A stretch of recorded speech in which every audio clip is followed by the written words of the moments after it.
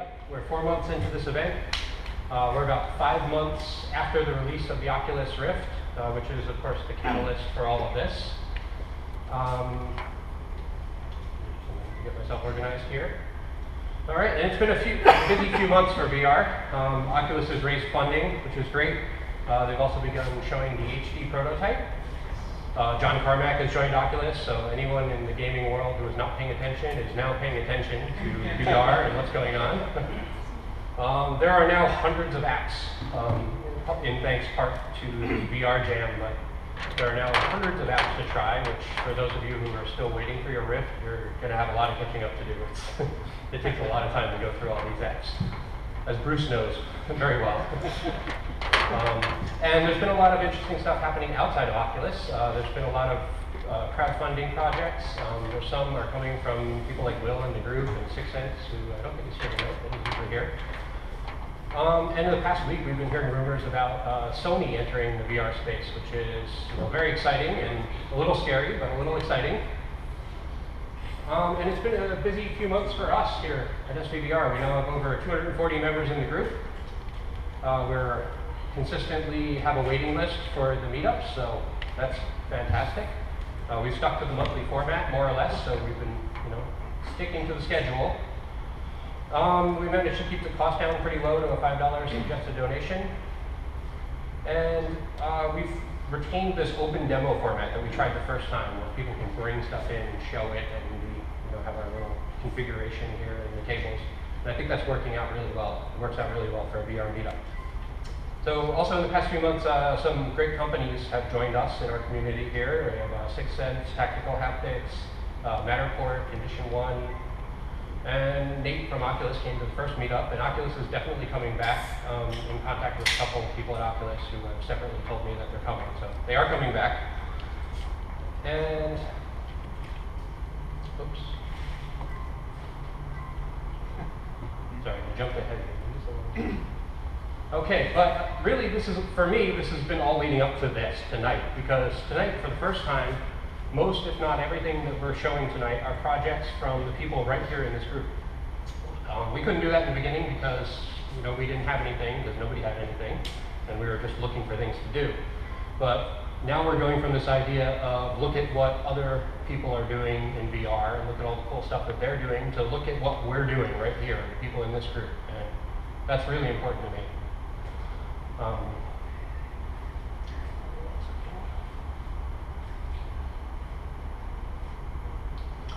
If there's one thing I'd like to see come out of SVVR is that we help push each other forward, and that we help each other as we start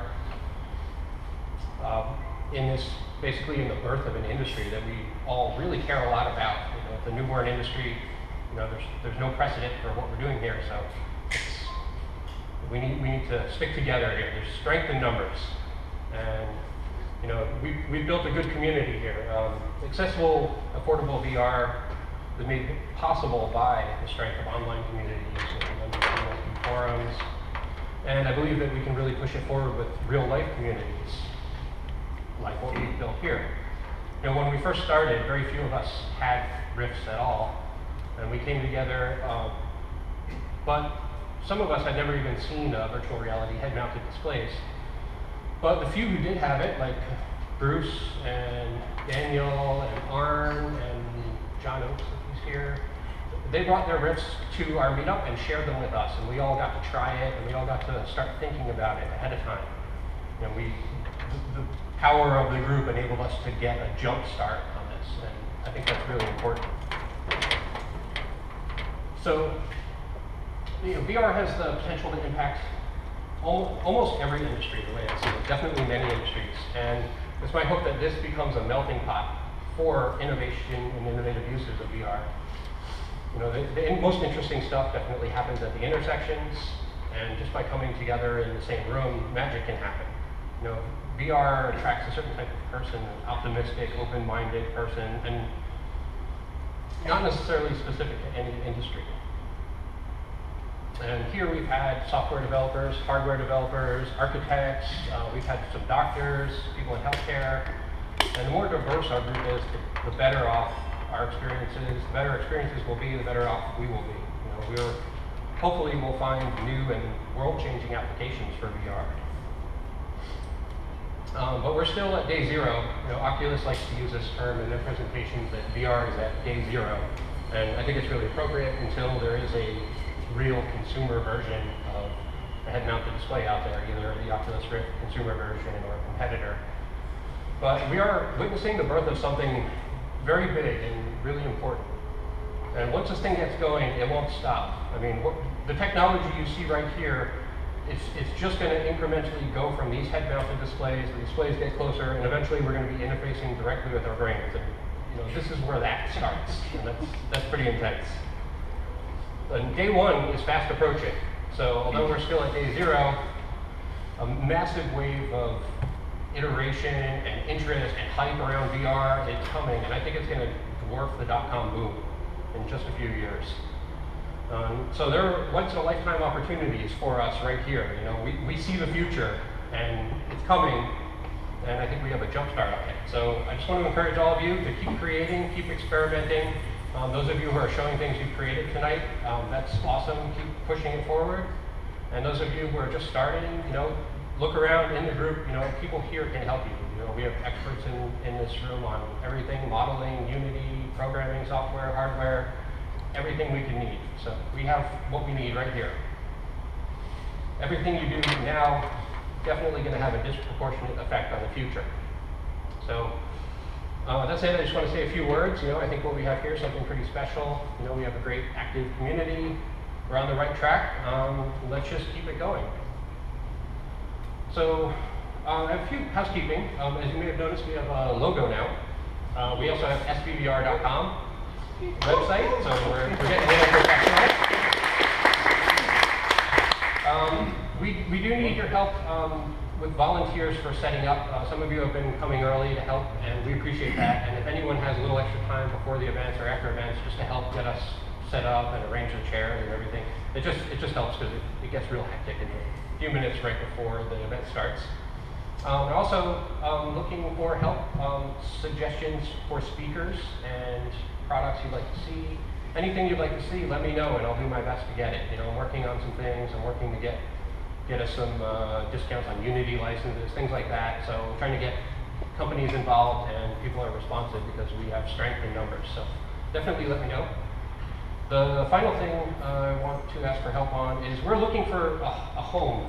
We love this space, but everyone has found out about Hacker Dojo and you know what a great space it is, and it's pretty much booked from now until the end of eternity, pretty much every weekday. So next month we're going to try something new. We're going to have it on a Friday. I hope that works for everyone. I think it'll be, you know, in some ways better for a lot of people. We're going to see how that works, and we can get Fridays here, but we'd like to do it on a Thursday if possible. So if anyone has any leads on spaces that can hold 100+ people, you know, please let us know. And let's see, nope, that's it. So with that, we're going to get started with, Brent is going to show what he's been working on with NVIDIA, although you're no longer with NVIDIA. I'll let him explain how that works. It's like a scheduling delay. And then following that, we're going to have, Bruce is going to show us the Torque 3D engine, our own Cymatic Bruce, which is his environment of choice for developing. And then we're going to do a VR Jam roundup. A lot of you have entered applications into the VR Jam or started them for the VR Jam, and we're going to see all of those tonight. So, and then we're going to break into the open demo period a little earlier tonight because I know we've been getting kind of crazy and late with these events. All right.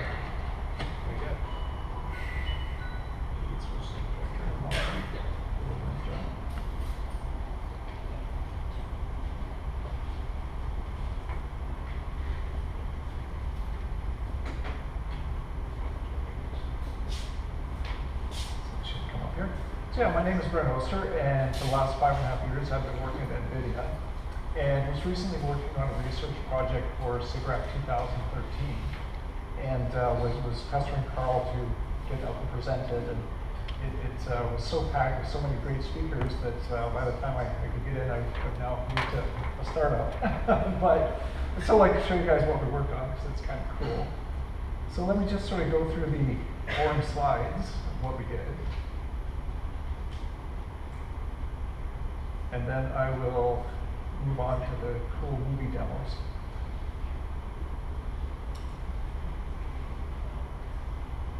Sorry, this is always only 2 screens.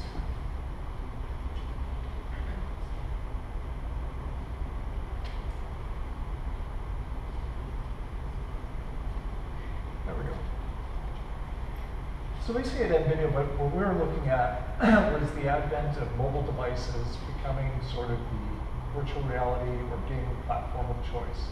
And we're seeing a lot of, the PC market was kind of going flat, mobile devices becoming more popular, but they don't have quite the processing power to do the same graphics as a PC would.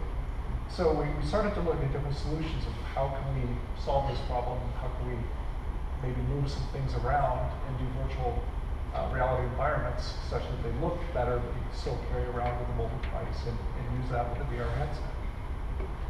So a traditional multi-user VR environment, basically you have a high-powered PC or console that you supply input to, and you get 2 stereo pictures out of. And these are all connected to servers, and the server basically just generates the physical simulation. So it moves things around, it creates the simulation, and it sends the positions and velocities of things back to the clients. The clients sort of interpolate and do all of the hard work. So on your server, you're just doing basic world simulation movement, but your client still has to generate all of the shadow maps, do all of the view-independent rendering if you're doing indirect illumination, character simulation, all these really advanced things, you have to do that on that platform. And then you render the view for the camera, spit out 2 stereo views, and you have your final images. So we, at NVIDIA, we're developing, at the same time as we're developing mobile devices, we're doing something called NVIDIA Grid. And these are just servers packed full of GPUs. So this is a 1U rack with 4 boards with 4 GK104 GPUs each. So it's got 16 GPUs total. And sort of our assignment in the research group was, hey, let's take this and play with it and see what we could do, to rejigger a game to run on this and provide a multi-user, multiplayer game that runs on this. So the first idea is let's just do a cloud gaming approach. Let's take this server, we'll run the entire game on the server. We'll do one instance of the hard things like the global illumination and the lighting that are common to all the cameras, and then we'll split it off and make each GPU render a different view for a different user, and then send those pixels via H.264 compression and video streaming to the end user. VR comes along, and what's the obvious problem? Latency. so we did the best we could. We have, I still say we because I worked there for so long, sentimental. There's a built-in H.264 compression engine on the new Kepler chips, plus a set of APIs called the Grid SDK that do direct video capture and compression. And it can do it in under 15 milliseconds. So it's pretty fast. The capturing code is 10 to 15 milliseconds. And that problem we solved. The biggest problem is you still have the internet in between. So I mean, if you wanted to walk around your house and have your VR glasses and have your mobile device streaming from it, it works pretty good. But if you go out over the internet and go through Comcast and incur all of their latency, it's just too slow. So we thought, what things can we do that are latency tolerant that will make a game better? So, sorry for this being so complicated, but basically all this is, and we'll just switch to the next page. It just says that the game runs on the client, and it does most of the stuff you would normally do on a game. The server makes it beautiful, so the server calculates really complicated things like global illumination or radiosity, and packages that up and sends it to the client. And this was one of the first things we started working on, with the idea that later on we would do character animation, particles, and other things on the server and send it. There we go. This was a project called Cloudlight that we showed at SIGGRAPH 2013.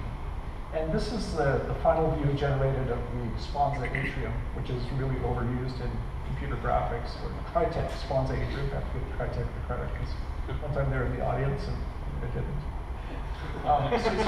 This is the final view. And you can see there's not a nice soft lighting. I mean, the only light coming in is sunlight from the very top of this. There's no artificial lights or lights in corners. But it's nicely diffusing around the scene and it looks really realistic. Without the radiosity or without the balanced illumination, this is what it looks like. So this is just the shadow maps that are generated on the client. So, and that's about the power that you have. So it takes about 3 milliseconds on a GeForce, on a Tegra 4, slightly more, but it can still do it. The server in the meantime is rendering the indirect light, and it takes about 40 milliseconds, plus there's a few hundred milliseconds latency. So it's kind of the focus of this research project was to find out if we run this global illumination at a lower frame rate and we have some latency, does it affect the end user experience? And so this is kind of the final result. You generate direct illumination on the client, you generate indirect illumination on the server, you combine on the client side, and you display the final image. And we did 3 different techniques: voxels, light maps, and photons, which I won't even try to explain because I've got a nice video that just describes it all. So let me kill that.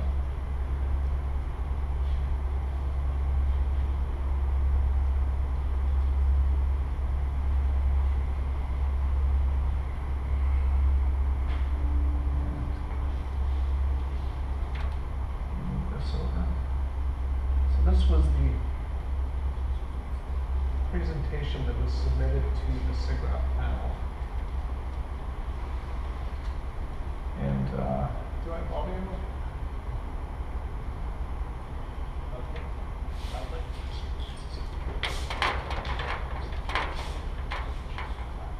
Our IT is now preferred to enable references such as this NVIDIA GeForce grid unit. Inside each grid unit, you can see the dark squares of the 2 Intel CPUs and the silver rectangles of the 3 multi-GPU slots. We also extend our cloud with the GeForce Titan and Tower case because it is not yet available in a rack-mounted form factor. For the user, the cloud is invisible. He or she sees only the local device. We experiment with 3 system variants that target different local device capabilities.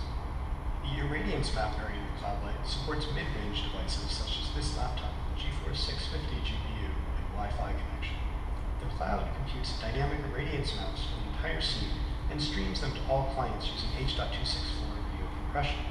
The clients then render their own final frames in the manner of current game engines. The Photon variant of Cloudlight supports devices like this gaming desktop with the GeForce 670 and Ethernet. The cloud traces photons and streams them to all clients. Clients reconstruct indirect light locally and then render final frames. Photons require a more powerful local device, but give higher image quality and reduce content creation costs. The voxel variant of Cloudlight can support even mobile devices like this iPad. The cloud computes both indirect light by voxel cone tracing and final frames, and then streams those to the client. The client is simply an H.264 video decoder with no local 3D rendering at all.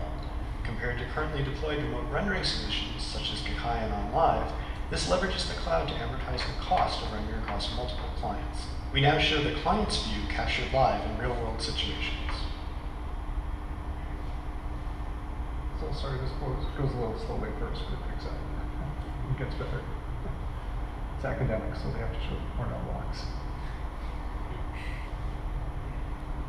So this is about 200 milliseconds latency on the indirect lighting. You can see, even though it's delayed, you still don't notice that much. I mean, it's so soft and so subtle that even though it's coming across slower and there's a delay in the time the global illumination reaches the client, it still really is not visually objectionable. It may be perceptible if you're really looking. And same with photon maps, or photon mapping. This worked very well for us. You see the red light will come out of the left door. It bounces right around the scene and it still looks. So 150 milliseconds I think is a perfectly reasonable delay rate that you can expect over an internet connection.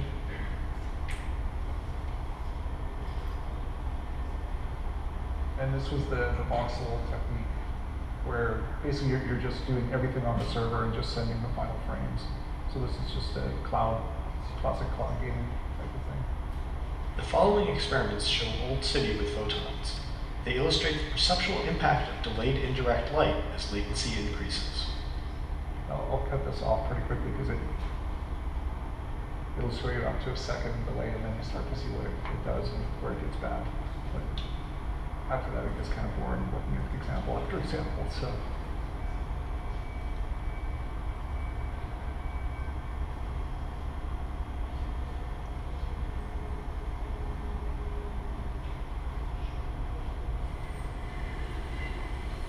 This is basically other than some of the faked global illumination solutions, this is sort of the first real global illumination or real-time gaming that you can really do. You're using a server to handle the heavy lifting. And in parallel, Microsoft was also working on this too, and we didn't realize it. So I think it's a feature on the new Xbox. Yeah. Did you test this with like gun flashes and more sort of immediate? Yeah, we did. We had a police car with the lights flashing, moving around, even at 500 milliseconds. You couldn't tell. It was just so confusing. Your eyes just not tuned to see. So this is a full second game. You can see it lagging behind. Let me fast forward it. See if I can find the. I think it's pretty close to done. Yeah, that's about it. No, we didn't do the police car example, just because it was honest. Yeah, so that's the work we did. The idea was that the first step was to find a big, tough problem like global illumination and put that on the server. And then the next steps would be to find things like simulating particle systems, doing character animation and other things like that, and then do some of the work on the server, some of the work on the client so that you could have mobile devices working with virtual reality. That's about all I have. If there are any questions, yeah, go ahead. Something about, I guess, bandwidth caps, count-pass bandwidth caps, things like that. I mean, does this even factor in as the amount of data that's being sent to your client? Yeah, so it did it dynamically. I will back up to the example where it's doing the light maps here. Let's see what we can get. Yeah, so it would dynamically throttle the bandwidth. So as the lighting got more complex, or there were more light maps or more photons, it would reduce them to keep it within a certain bandwidth limitation. Let's see if I can go over that.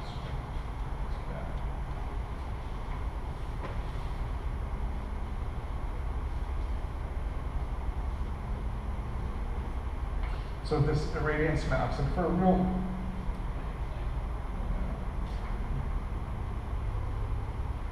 for the irradiance maps, if you just had way too many, like a large real game level, it would throttle it back to update less frequently, basically to keep the bandwidth requirements down. And with photons, it would reduce the number of photons sent per packet. So it was constantly sending photons and keeping a pool of them. And each increment, a certain number of those got sent and a certain amount got dropped from the client. Yeah, go ahead. Yeah. How many, for a typical game level, how many users will one you support? So you can have up to 16 GPUs, and depending on the game, so if it's a really high-end game like Battlefield 3, you could only have one user per GPU. And usually we set aside a GPU or two to do the global illumination. So it depends how big the level is, how high-res the maps are. It's really game dependent. Yeah, go ahead. So now does NVIDIA just sell hardware or do they sell services? Good question. They'd gone back and forth when I was still there. So when I was still there, the idea was they were just going to sell the boards. And later on, they had thought about doing an entire package solution where we sold the servers with a software stack and sold that whole package to like a Comcast to let them set up a cloud gaming service. So still, yeah. Yeah, go Did ahead. you find any like unexpected or nice things? Because you did the one where it was a multiplayer game with everybody on the same box, where you basically just piping in the video like Kai or whatever it may be. Was there any fun things that you found with that, like multiplayer latency or any advanced graphics you can do with that? Yeah, so the cloud streaming itself, what we found is it was CPU limited. So you could run, with all the GPUs in the system, you had 16 GPUs, you could run 16 instances of a game. But each of those games were still running their own simulation and other loops. So that was part of the work, is to realize everybody's playing in the same level, so just run one game simulation loop. And update things once, and then multiple render views go out to different players within that level. So that was an interesting finding. But we spent all this money putting all these GPUs in the box, and it's like, even the highest end Xeons, we're still a bottleneck. Yeah. Did you use any other transport protocol besides HDOT 264? 264? Or was there a proprietary free distribution? Well, so for the radiance maps, which were images, we used H.264 because there's a built-in H.264 encoder on the chip. So that was our format. For the photons, we came up with our own compression. We just truncated a lot of the variables, made them shorts or ints or whatever we needed to make them as small as possible, and then compress them and send them in packets.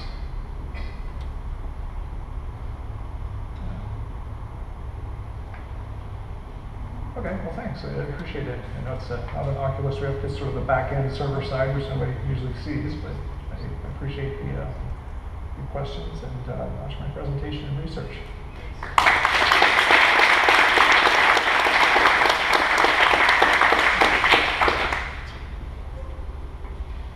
All right, thank you, Brent. That was very, very interesting. Seeing what the back end, here we go. Seeing what the back end can produce is going to be really exciting, as VR is going to require a lot of horsepower. To get that to more and more users by offloading that stuff to the server is going to be a very challenging problem, but I think a very worthwhile solution, especially as a lot of the contemporaries are looking toward using virtual reality from a mobile point of view, having a computer in your pocket and having your virtual reality screen from there. So it's definitely important stuff. Looking forward to it. Well, at this time, for the first time, I have to announce myself. Hey, my name is Bruce, or Somatic Bruce. I do videos on YouTube and streams on Twitch.tv and things like that. And I'm going to be doing a little bit with Torque 3D. A little bit of what I've been into. My background is mostly in education and web stuff. But I've always kind of on the side worked on game things, done some things with Lua and with Corona SDK, and did some stuff in Unity, and ended up moving over to UDK once it was clear that Unity Pro was going to be needed to do things on Rift. So UDK was pretty cool, definitely very pretty, but I kind of got wind of Torque 3D, an engine that's totally free, and I thought it was pretty interesting. So I'm going to share some of the, I guess, things that I've experienced in my short time with the engine, and kind of show off, some reflections going back and forth between those previous engines and over to Torque 3D. So that's what I'll be showing off at this time. So give me a second to set up, and here we go.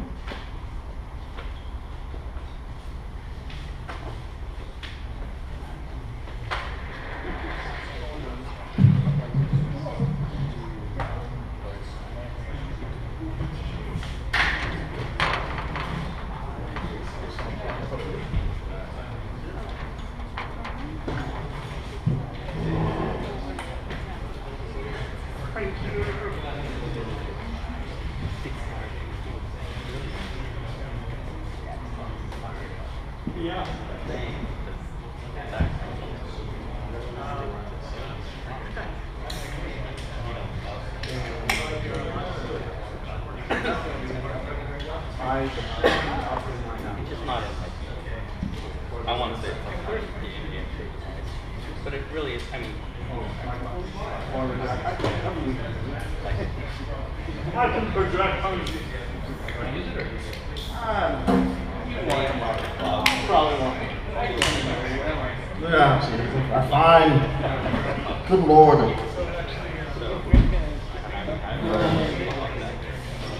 sure they want to, but they're not like. Is your camera pointing properly? Probably not. Yeah, can you adjust that one? Wait, can you please translate without having to always connect? For those of you curious, my desktop background is the mighty number 9, Kiji Ofune's pet project. Since he can't have Mega Man, he's basically making Mega Man without Mega Man. And it's Kickstarter right now, and it got $1 million in 48 hours. And there's not stopping, so a lot of people love the Mega Man, myself included. All right, very good. So, Torque 3D. I would say this is a great place to start on the forum for grip. Carl, can you pass my notebook over there? Actually, I left my notes. But this is a great place to start. User VMU, VMU Kiss, who made a app for VR Jam called Goddess, which is pretty cool. I got to test. But basically, these are the things you want to do. You can go to the site and get the engine. There's a Rift template that was made by Dave Winan, who's the guy that is all behind Torque 3D. And then, of course, you need to get the SDK.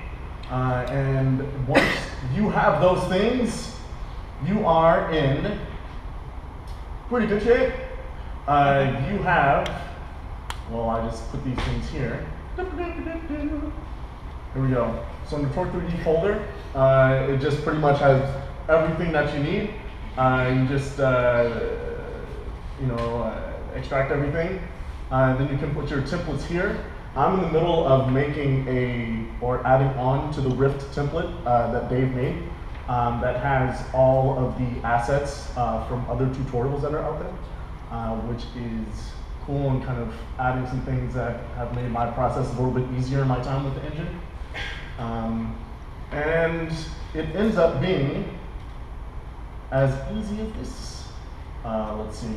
So once you have everything, included in this is the Project Manager 2.0. So what you end up doing is you say, hey, I want to make a new project. And come on, Windows. All right. And I'm going to call this new project SVVR. Yeah.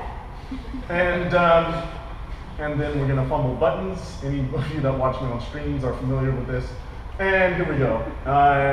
And so I have the template that Dave made, and I have this template Rift FPS that includes all of these assets from the FPS tutorial that you find on the Torque website. And then you go to choose modules, which is very nice. One of the things that attracted me to this engine was how easy this was. You want to use Leap Motion? Haha, checkbox. Razor Hydra, checkbox. And Oculus VR checkbox. So you check those things. You tell it where your SDK is. Mine is in eDrive Oculus SDK.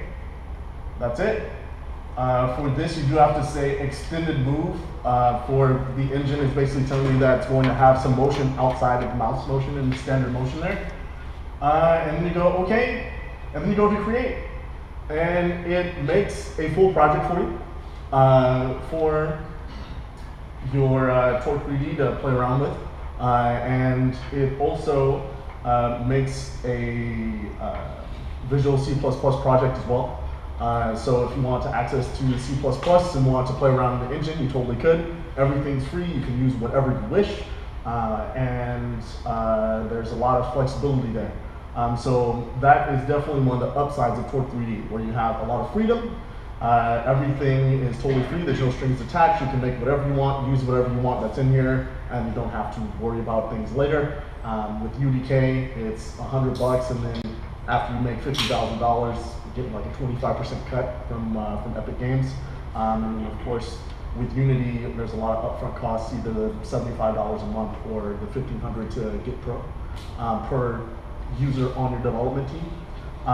So there are some benefits to that. Of course, the drawbacks is that the learning curve for Torque is going to be a little bit harder. If you're not coming from a coding background or not really a strong coder, you're going to have a bit of a struggle. It also is on the newer side as far as support and documentation. There's a lot of stuff out there, but they're iterating quite quickly. So some things, like there's support out there, but it'll be out of date or slightly off. So you kind of have to work around that. And there we go. And it's finished, it's done, hooray. And it's right here in your projects. You go to game, and you can start the thing right up. And it's executable, and boo. And it will automatically have a menu that'll pop up, a GUI menu, and it'll totally have what is going on.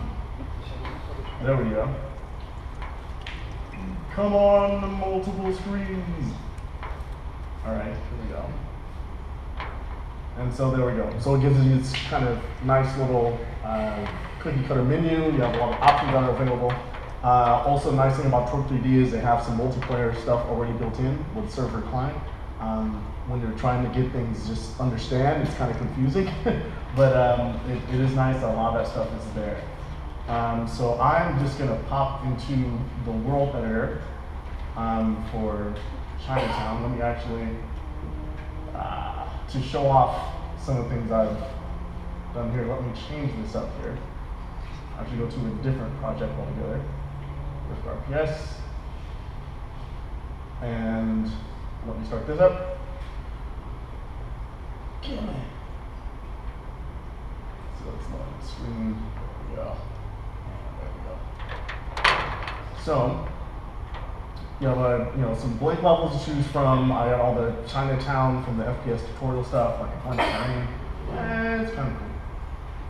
So you go in here, and it'll load up the mission. One of the other really strong points that drew me to Torque 3D was the rapid switch between designing the world and then looking at it in the Rift. Everything's pretty much instantaneous, which is very, very nice. So I have my Rift, and it's working, and that's wonderful. I can press F11, and now it's in the game world. I made a executable binding it to Control R that puts it into Rift mode, and there you go. And so you can put something in the game world, totally check it out, say, hey, whoa, what does that look like? And then press F11 again, and you're back in the world editor. And you can go back and forth. So it's kind of quick as opposed to UDK, which takes a little bit more time. It's loading if you want to see how big something is or see the scale of something. So I quite enjoyed that, which is pretty cool. So the world building is pretty straightforward. They have a series of editors that are across the top of your screen. For example, I have a terrain editor. Say, yes, I would like to create a new terrain. Yes, let's name it grass. And create it. And it has grass, and you see it up here. Hey, there we go. It doesn't really look like grass at all, but whatever. And oh, that looks just like grass. And then we get terrain. Let's see, terrain editor, and you can grab terrain and be like, whoa. Let's instantly just deform this terrain and do whatever we want with it. Alt-C, you go into the world camera, and you promptly make yourself sick. And the city just got more natural. Awesome. One of my favorite things to do is to click the forest button and say, oh, this is not a forest in this mission. You want, oh yeah, I want to add a forest. Let's go. And you just click, and it should add a forest, except it probably hates me right now. but if it's actually adding anything, because this level is just ridiculously cramped. But you can kind of get a sense of the kind of straightforwardness of the editor, and just kind of getting in and messing around. I think the difficulty of the learning curve comes in when you want to actually make something happen. There's a lot going on behind the scenes with the torch scripts. I mean, you can do certain things with the editor with the world building, which is great, but the real meat and potatoes, as it were, is actually using torch scripts to get things done.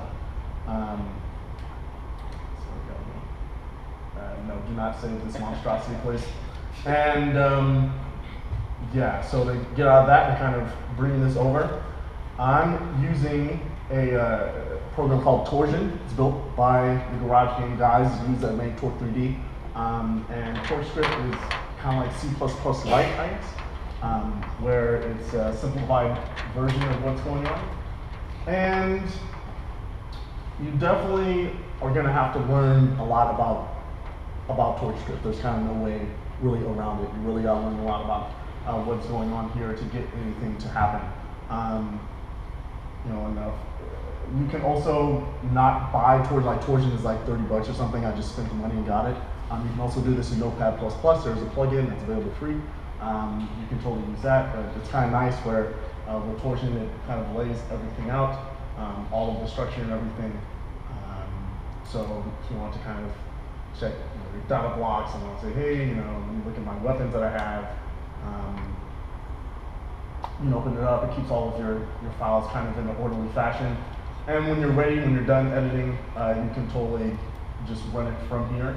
And you can go into a debug mode as well, going step by step through each line as it executes, which is actually kind of useful to kind of see what's going on. But definitely, from the point of view that I'm coming from, it was kind of tough given my schedule and my expertise to kind of get a handle on what's going on here. I'm very much a beginner in trying to get a handle on what's going on. But even something as simple as you know, playing a song, or like you know, like kind of a coin collecting type thing, is actually, you know, several lines of code in 3 or 4 different files. So it's not as straightforward as I would like it to be. And of course, although the people behind Torque, like Dave, is definitely very enthusiastic about VR. He's instituted support for, you know, Razor Hydra, Leap Motion, and of course the Rift, and he's working on a lot of things. But getting support from that is pretty much going on the forums and hoping someone can help you out. If you want to do something original besides modding kind of the FPS template that they give you, there's a few other templates, like a real-time strategy template and some other things. But if you want to go beyond that, it's definitely going to take some effort and learning on your part for sure. But it's free, so that's kind of the trade-off there. To kind of show you what I'm talking about, I'm going to kind of go into coin collection tutorial, and you can kind of see, like, you know, I have a script where I was like, okay, pay attention to the coin scripts. This coin script where I actually define coin and have this whole defining the collision to make it play a song and effects and keep track of how many coins were found. And then there's also calling the script here in init.cs. And finally, this is the message box for victory. Let me close this and kind of show this off here. Whoa, there's the mouse. And give me a second now. Yes.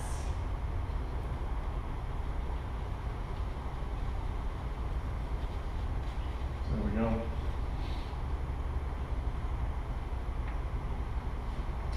And from all of that was pretty much scripting in the world editor. I did pretty much nothing. It was, you know, all scripting on the back end. And you know, you got this little world. You're like, oh, backpacks, beautiful.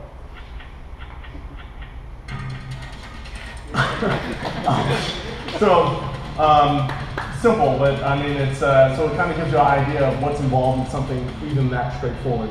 And if you compare that to what that would take to doing that in Unity or UDK, then you can kind of get an idea of kind of the difference of effort and the amount of scripting that you'll be looking at going into this particular engine. So that's kind of my piece on Torque 3D. Very quickly, I guess I'll show kind of what I was working on for the VR Jam that didn't really get very far. But I'll kind of explain the concept I was looking at here. Hey, Bruce. Yes, questions, go. Did you have to mess around with anything that had any physics interactions with it, Yes, actually, Beam NG is made in Torque. For those of you that haven't heard, Beam NG is a really very intense physics simulation of cars crashing. It's some really cool GIFs on Reddit of cars dropping like through a Plinko machine, totally getting wrecked. Yeah, then you can, as one of the modules, you can select the built-in torque physics, which isn't as robust, or there's also the PhysX stuff that you have. If you get the PhysX SDK, then you can integrate that into your Torque 3D project. Here. Oh.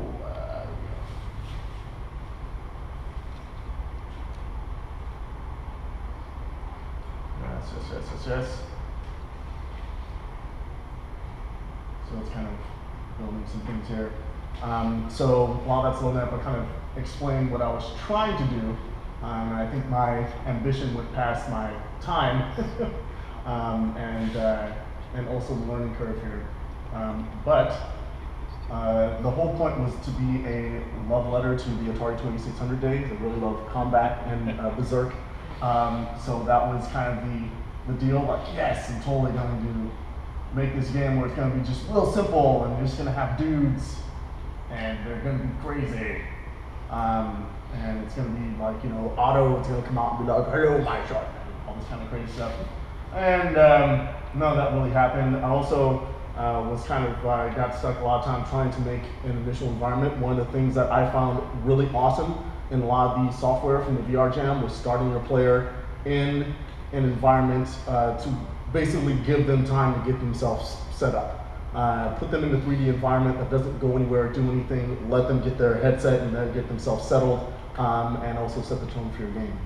So not quite there. This is perfectly viewable in the Rift. I really want a thing where it's like guns, lots of guns, but that's as close as I can.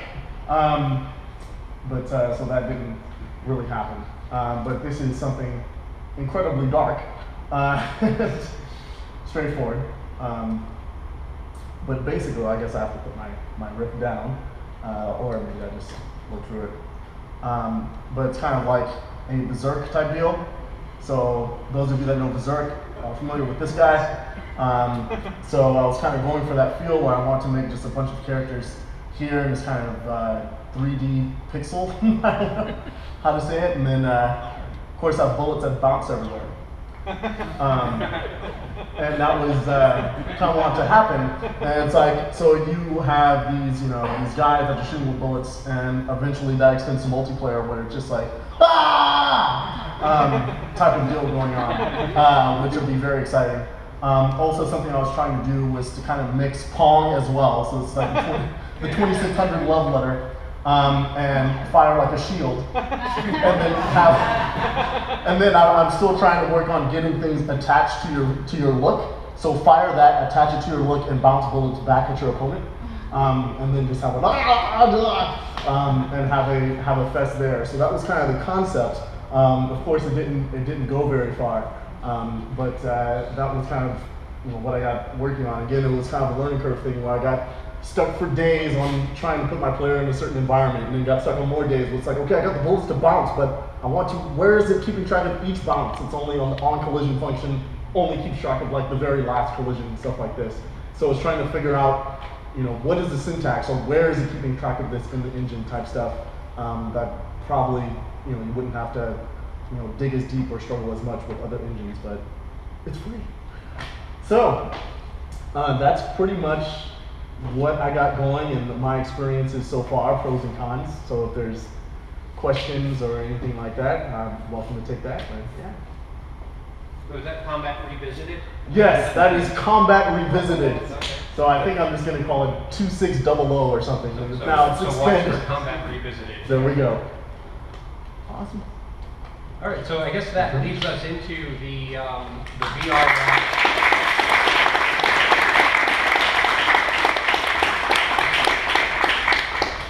So Bruce has led us into the VR Jam roundup. A number of people here have participated in the Oculus VR Jam, and we're going to see a couple more projects tonight. First up, I believe we have Ryan with, if I remember correctly, no, I don't. Oh God! No. All right. Okay, oh yes, Toy Planes.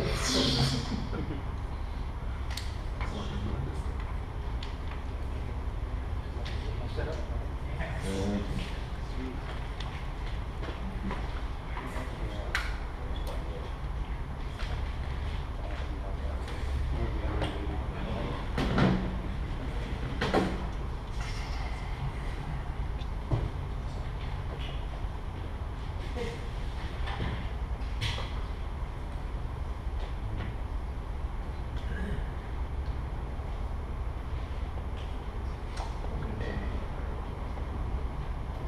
that?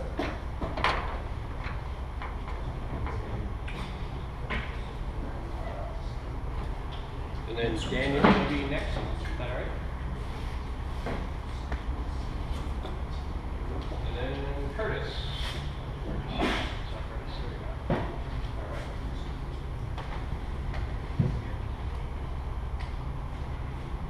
Cool.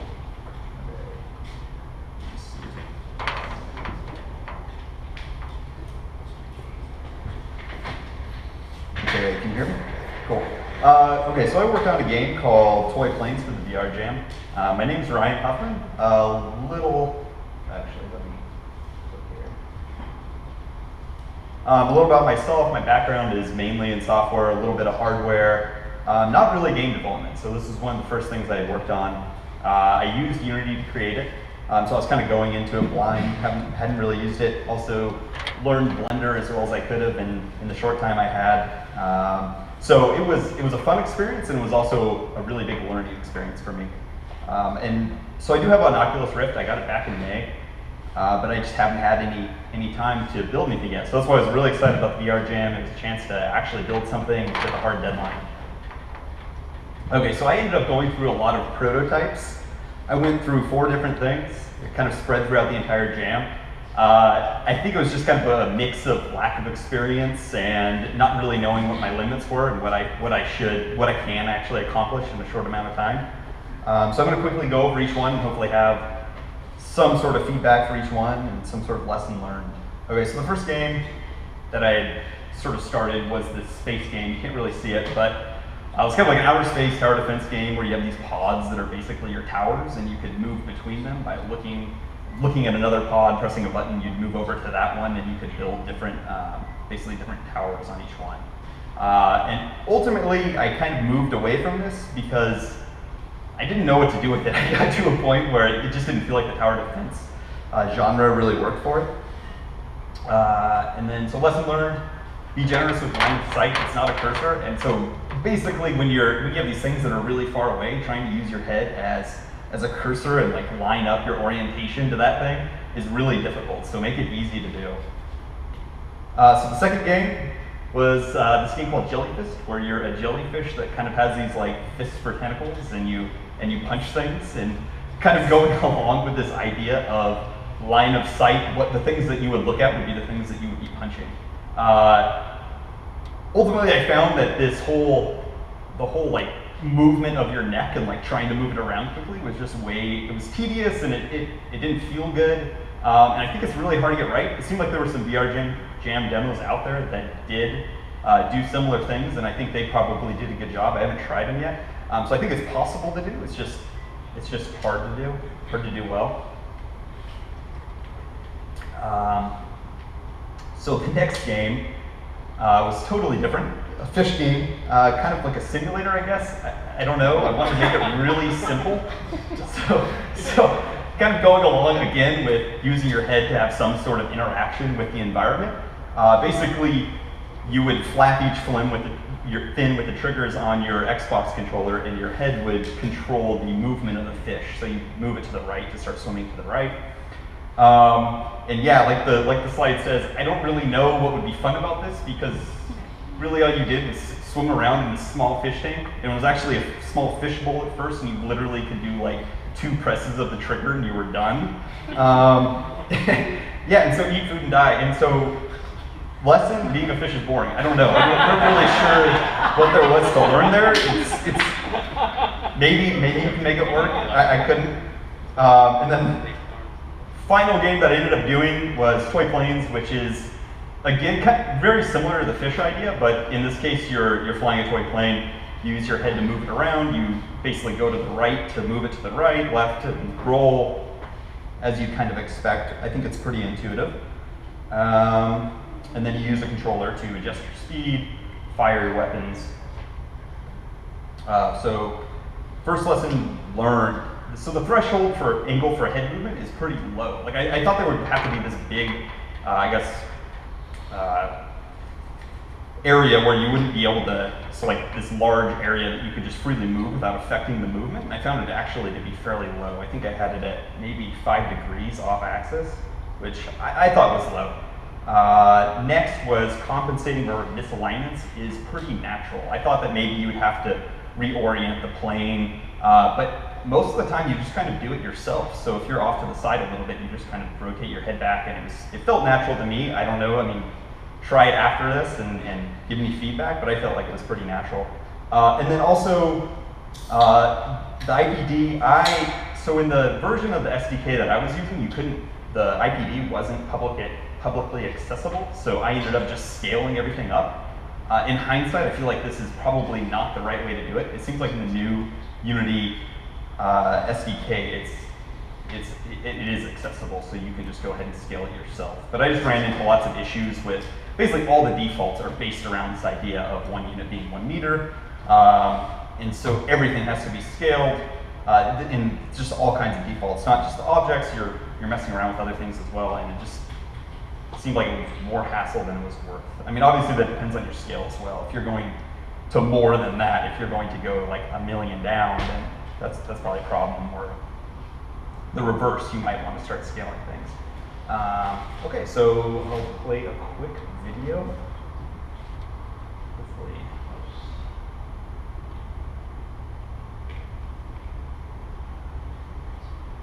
Yeah.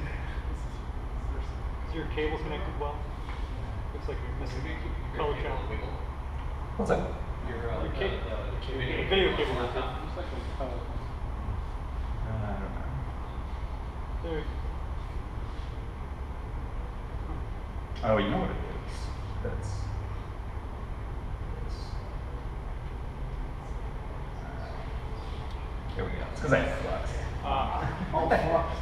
Yeah, my bad. Sorry, that's probably screwed up all the slides.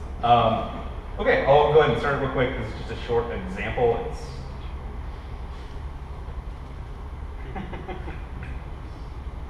I don't know.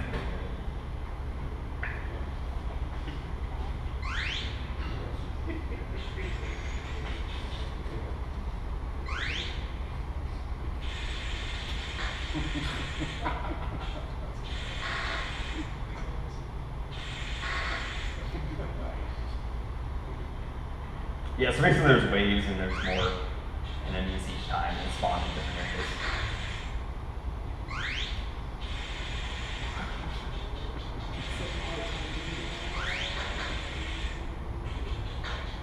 Bing. So this device that you see up here, it's a device that we made as a mod to the Razer Hydra.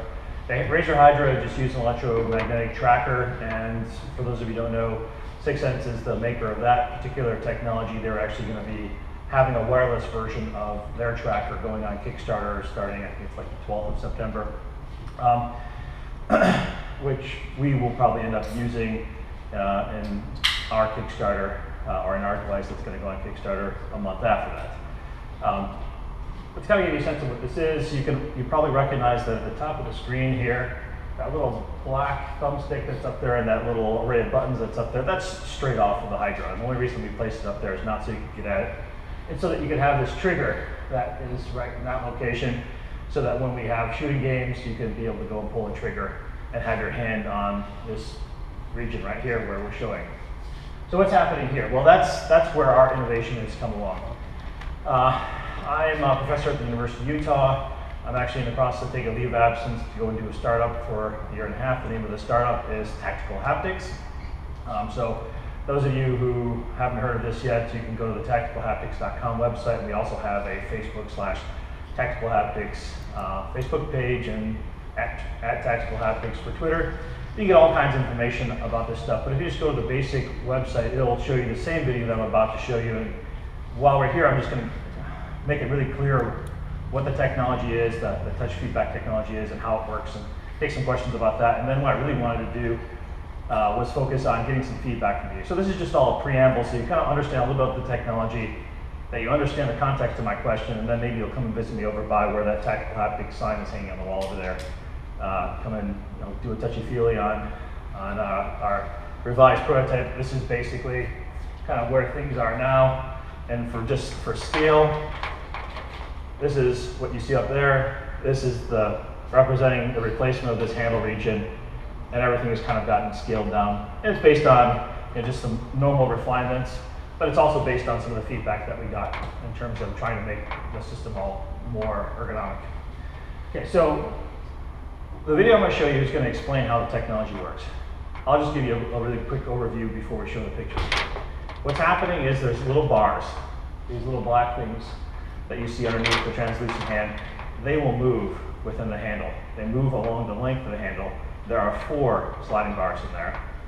And what they're able to do is present kind of the shear or friction forces to your hand that you would normally feel. Let's say, for instance, if I was going to pick this stand up here and swing it around like it was a sword, you would kind of feel friction forces tugging at your hand as you're swinging this thing around, and you would be reacting those forces within your hand, because you're not letting go of it, but you can go move it around. It slides around or wants to slide around your hand.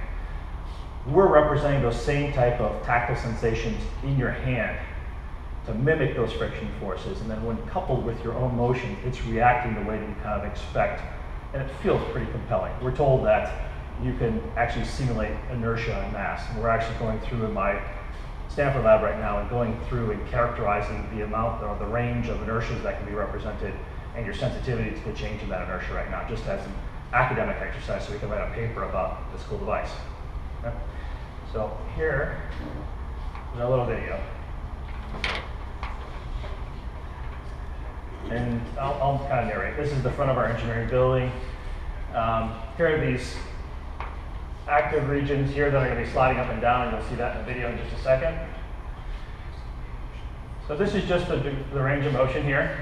All these are moving in unison right now. And just to kind of just give you a sense of how it moves. When they all move together, you can portray a force along the axis of the handle.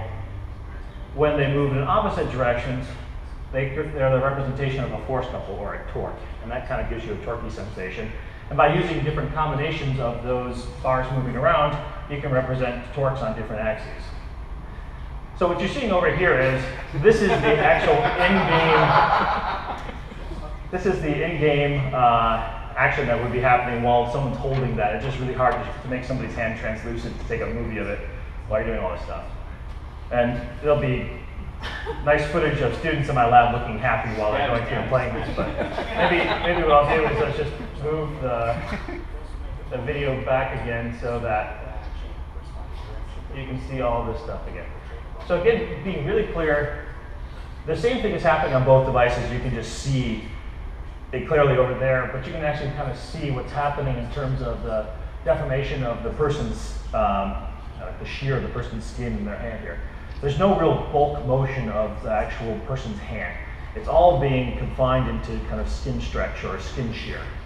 Like someone was asking me, does it decouple or does it couple into the system and does it not affect your position measurement? And the answer is for the most part, no. Okay?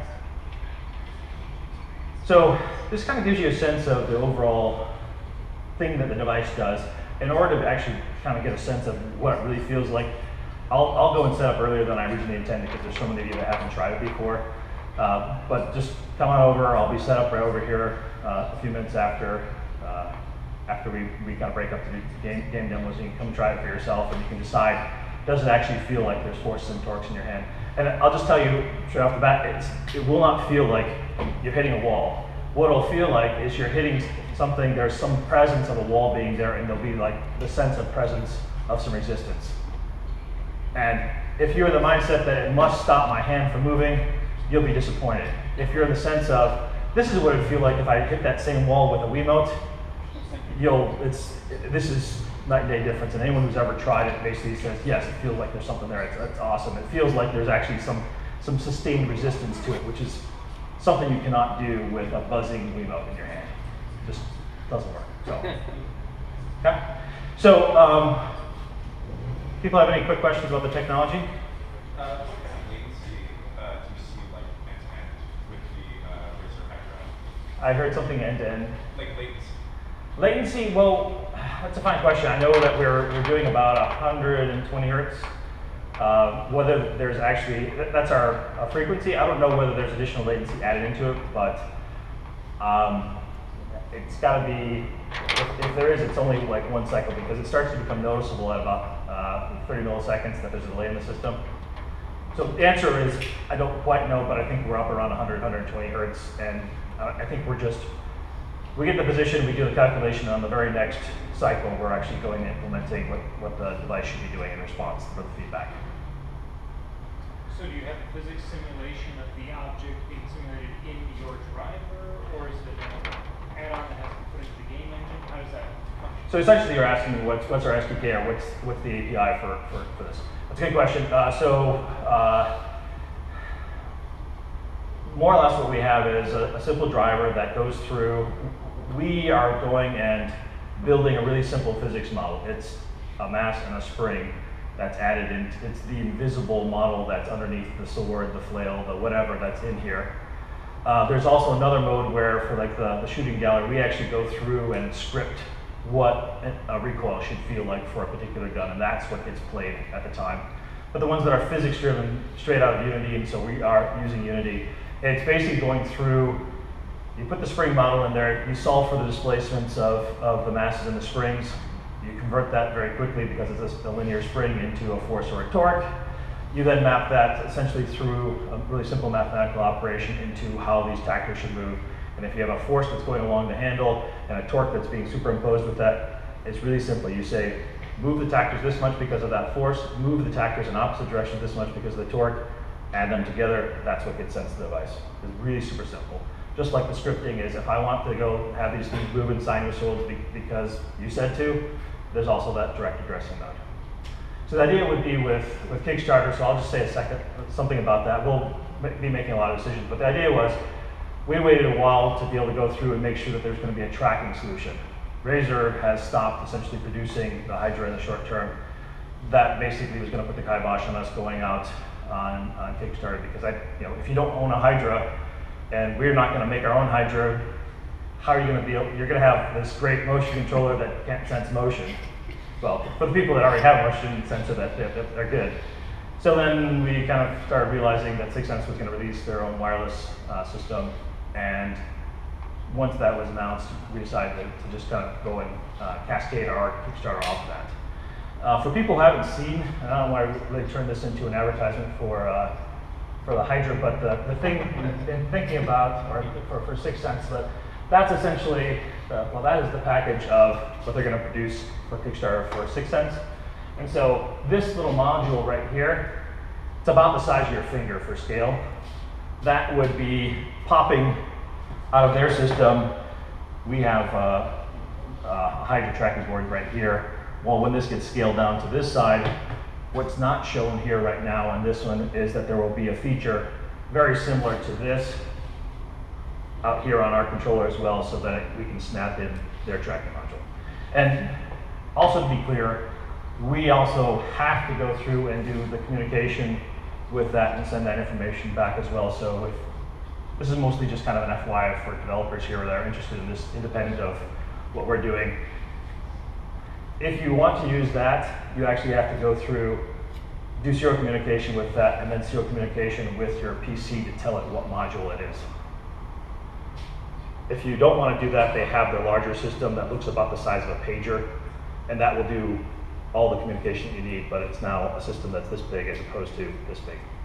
So, but that's essentially what we're going to plan on using for our baseline tracking. So if you already own one of these systems because you support 6 cents on their upcoming Kickstarter, then you already have one of those. You can take it directly out of theirs and put it in ours. We'll probably also support having just those STEM, they call this is the STEM tracking module, as add-ons to ours. And then we're also, depending upon demand, may consider making a little clip-in mount for people that already have a Hydra and just want to get going with our haptic feedback technology and use that as your tracking system. So you'll have our stuff with your Hydra sitting down below. Okay? So yes, that was kind of the response to what's going to make all this stuff work. And we actually point our stuff directly at the 6 Sense SDK in terms of the tracking of the Hydra already. It will be essentially their same SDK now for their STEM, but it's basically the same. Any other questions? It looks like you hacked up the Hydra for your prototype. Yeah, so this is a direct mod of a Hydra, and on this particular one, like I said, we were just interested in that. Right. And this is not even meant to be there. It's. So, is there a general Hydra modding community? Is that a thing? Is there a scene? I don't know. I know people recognize, the people who recognize this called it directly a Hydra mod long before we started calling it a Hydra mod. They basically said, you did a mod of a Hydra, and I said, well, let's see. Oh, yes, you're saying we modified. Yeah, yes, we did that. Yeah. So effectively, what we really wanted is their tracking board, which we placed out here, which is the reason why this thing got so bulky, because we really wanted to put their tracking board down the center line of this, but we didn't. This prototype came together 2 weeks before the Game Developers Conference, and we just wanted stuff to work. And so we stuck the tracking board out here because we would get away from the area that needed to get iterated a bunch of times before the actual conference. But again, we're going to go through and put stuff out here just the same way that the STEM is kind of out there. We'll be adding on a feature come out here after we get the ergonomics feels like, looks like. So what I like from people when they come over, regardless of whether you tried it before, if you can come on by, we've gone through and reconfigured the handle. We've done a lot of time, spent a lot of time focusing on the ergonomics and feel of this. And this is a fused model. This is just a 3D print where nothing slides around. If you haven't tried the technology before, you get a sense of what the technology feels like from trying this. You'll get the sense of the overall girth bulk of this handle and how the technology works.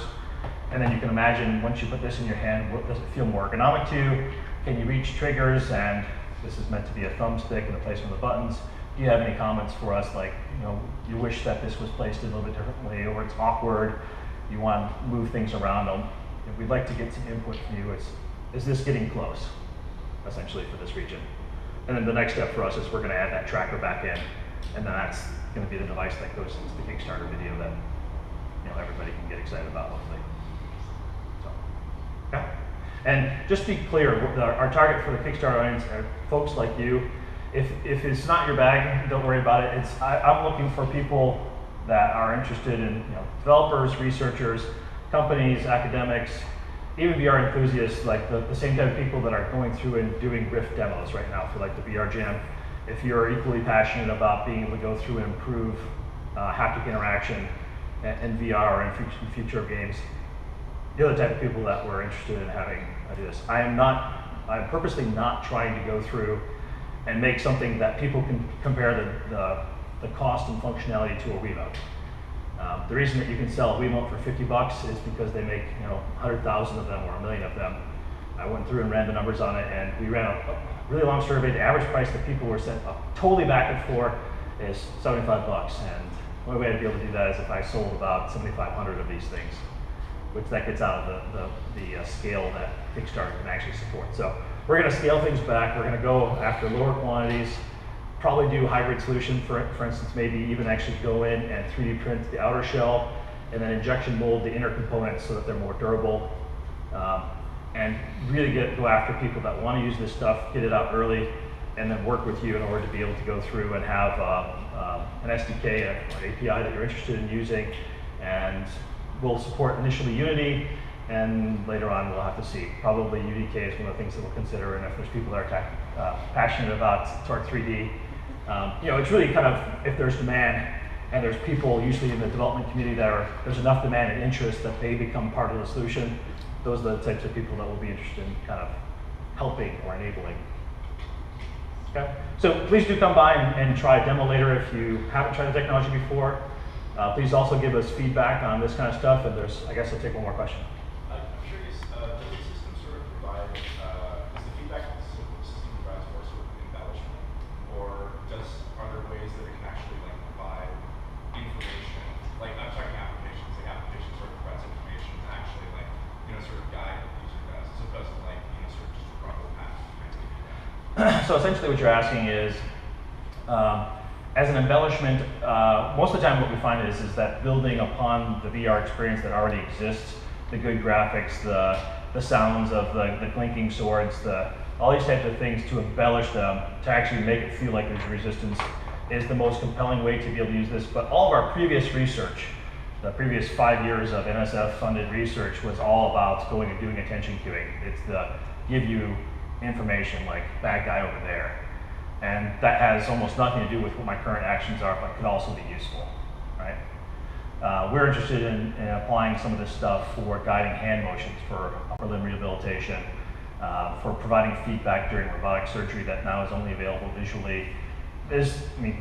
VR and gaming is like the first stop up for this technology, just because we can get it out there without having to go through FDA certification and all the other things. But it's one of these technologies that, as much as the Rift was a game changer for VR with goggles, this is something that gives you force torque-like feedback at the price that's just a little bit more than making things go buzz or rumble in your hand, but without the complexity and cost of having a big linkage built to ground with motors. Like, who's tried the Novit Falcon?